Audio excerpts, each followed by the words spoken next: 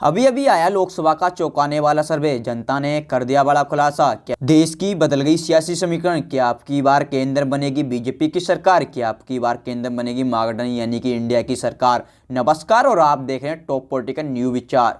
जैसे कि आप सब जानते हैं अप्रैल मई तक लोकसभा चुनाव होने वाले हैं और हम इस वीडियो में लोकसभा ओपिनियन पोल 2024 के बारे में बात करने वाले हैं। इस ओपिनियन पोल में जनता ने बता दिया अब की बार देश का प्रधानमंत्री कौन बन सकता है। क्या अब की बार नरेंद्र मोदी बन पाएंगे तीसरी बार प्रधानमंत्री, या अब की बार महागठबंधन यानी कि इंडिया की सरकार बनेगी? अब देखना होगा जनता जाति धर्म व नस्ल व राम मंदिर को आधार मानकर वोट करेगी या फिर जनता महंगाई बेरोजगार व संप्रदाय विभाजन को आधार मानकर वोट करेगी। खैर ये तो जनता की सोच पर निर्भर करता है। फिर भी मैं लेकिन देश की जनता से पूछना चाहता हूं कि अब की बार देश का प्रधानमंत्री किसे देखना चाहते हो? क्या अब की बार तीसरी बार नरेंद्र मोदी को प्रधानमंत्री देखना चाहते हो, या अब की बार राहुल गांधी को प्रधानमंत्री देखना चाहते हो, या फिर अन्य नेता को प्रधानमंत्री देखना चाहते हो? कमेंट करके जरूर बताएं, क्योंकि जनता की राय लोकतंत्र को मजबूत बनाने के लिए महत्वपूर्ण होती है। इसलिए अपनी कीमती राय हमें अवश्य दें और अभी तक हमारे चैनल पर नए हैं तो प्लीज़ चैनल को सब्सक्राइब अवश्य कर लें अपना समझ के। चलिए शुरू करते हैं। शुरू करने से पहले हम आपको बता देते हैं लोकसभा की 543 सीटें हैं। किसी भी पार्टी को पूर्ण बहुमत की सरकार बनाने के लिए 272 या उससे अधिक सीटें जीतने की आवश्यकता होती है। जिस पार्टी के पास केंद्र में 200 से अधिक सीटें होंगी केंद्र में वही अपनी सरकार बना पाएगा। और हम इस वीडियो में बताने जा रहे हैं किसको कितनी सीट मिलने का अनुमान है। वीडियो के अंत तक जरूर बने रहें और आप किसकी सरकार देखना चाहते हैं अपनी राय हमें कमेंट बॉक्स में लिखकर जरूर बताएं, क्योंकि जनता की राय लोकतंत्र को मजबूत बनाने के लिए महत्वपूर्ण होती है। इसलिए अपनी राय अवश्य दें। चलिए शुरू करते हैं। पहला राज्य देखते हैं। पहला राज्य आता हमारा पंजाब। पंजाब में लोकसभा की 13 सीटें, बीजेपी खाते में 5 और इंडिया महागठबंधन खाते में 5 सीट जाती नजर आ रही है। और अन्य की बात करें तो अन्य के खाते में 3 सीट जाती नजर आ रही हैं। चलिए अगला राज्य देखते हैं। अगले राज्य आता हमारा बिहार। बिहार में लोकसभा की 40 सीटें हैं, बीजेपी खाते में 18 और इंडिया महागठबंधन खाते में 22 सीट जाती नजर आ रही है। यानी कि बिहार राज्य में बीजेपी को नुकसान का सामना करना पड़ रहा है। चलिए अगले राज्य की बात करते हैं। तो अगला राज्य आता हमारा मणिपुर। मणिपुर में लोकसभा की 2 सीटें हैं, बीजेपी खाते में 1 और इंडिया महागठबंधन खाते में 1 सीट जाती नजर आ रही है। चलिए अगले राज्य की बात करते हैं। अगला राज्य था हमारा तेलंगाना। तेलंगाना में लोकसभा की 17 सीटें, बीजेपी खाते में 8 और इंडिया महागठबंधन खाते में 9 सीट जाती नजर आ रही हैं। चलिए अगला राज्य देखते हैं। अगला राज्य हमारा हरियाणा। हरियाणा में लोकसभा की 10 सीटें हैं, बीजेपी खाते में 4 और इंडिया महागठबंधन खाते में 6 सीट जाती नजर आ रही हैं। चलिए अगले राज्य की बात करते हैं। तो अगला राज्य हमारा गोवा। गोवा में लोकसभा की 2 सीटें हैं, बीजेपी खाते में 1 और इंडिया महागठबंधन खाते में 1 सीट जाती नजर आ रही है। यानी कि गोवा राज्य में दोनों को बराबर टक्कर का सामना करना पड़ रहा है। चलिए अगले राज्य की बात करते हैं। तो अगला राज्य हमारा उत्तर प्रदेश। उत्तर प्रदेश में लोकसभा की 80 सीटें हैं, बीजेपी खाते में 45 और इंडिया महागठबंधन खाते में 35 सीट जाती नजर आ रही हैं। चलिए अगले राज्य की बात करते हैं। अगला राज्य हमारा तमिलनाडु। तमिलनाडु में लोकसभा की 39 सीटें हैं, बीजेपी खाते में 15 और इंडिया महागठबंधन खाते में 24 सीट जाती नजर आ रही हैं।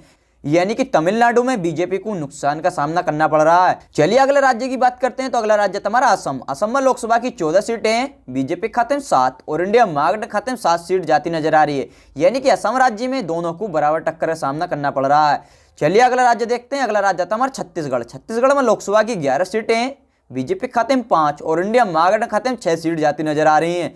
चलिए अगला राज्य की बात करते हैं। अगला राज्य हमारा केरल। केरल में लोकसभा की 20 सीटें हैं, बीजेपी खाते में 4 और इंडिया महागठबंधन खाते में 10 सीट जाती नजर आ रही है। और अन्य की बात करें तो अन्य के खाते में 6 सीट जाती नजर आ रही है। यानी कि केरल राज्य में बीजेपी को नुकसान का सामना करना पड़ रहा है।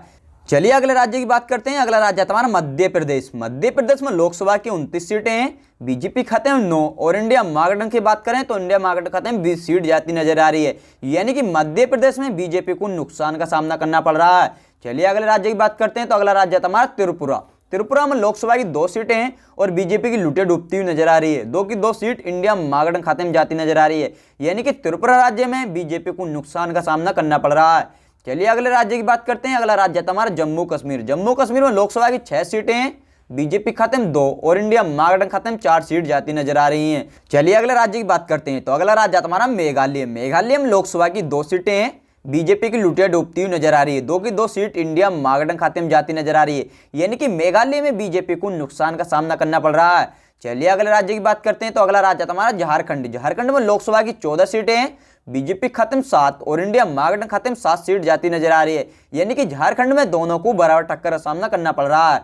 चलिए अगला राज्य देखते हैं। अगला राज्य हमारा अरुणाचल प्रदेश। अरुणाचल प्रदेश में लोकसभा की 2 सीटें हैं, बीजेपी खाते में 1 और इंडिया महागठबंधन खाते में 1 सीट जाती नजर आ रही है। चलिए अगले राज्य की बात करते हैं। अगला राज्य हमारा राजस्थान। राजस्थान में लोकसभा की 25 सीटें हैं, बीजेपी खाते में 16 और इंडिया महागठबंधन खाते में 9 सीट जाती नजर आ रही हैं। चलिए अगला राज्य की बात करते हैं। अगला राज्य हमारा गुजरात। गुजरात में लोकसभा की 26 सीटें हैं, बीजेपी खाते में 15 और इंडिया महागठबंधन खाते में 11 सीट जाती नजर आ रही है। यानी कि गुजरात राज्य में इंडिया महागठबंधन को नुकसान का सामना करना पड़ रहा है।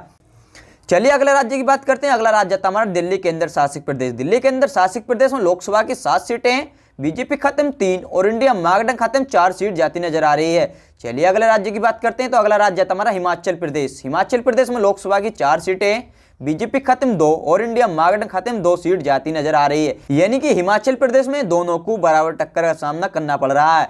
चलिए अगला राज्य की बात करते हैं। तो अगला राज्य था हमारा उड़ीसा। उड़ीसा में लोकसभा की 21 सीटें, बीजेपी खाते में 5 और इंडिया महागठबंधन खाते में 4 सीट जाती नजर आ रही है। और अन्य की बात करें तो अन्य के खाते में 12 सीट जाती नजर आ रही है। चलिए अगला राज्य देखते हैं। अगला राज्य था हमारा पश्चिम बंगाल। पश्चिम बंगाल में लोकसभा की 42 सीटें हैं, बीजेपी खाते में 9 और इंडिया महागठबंधन खाते में 33 सीट जाती नजर आ रही है।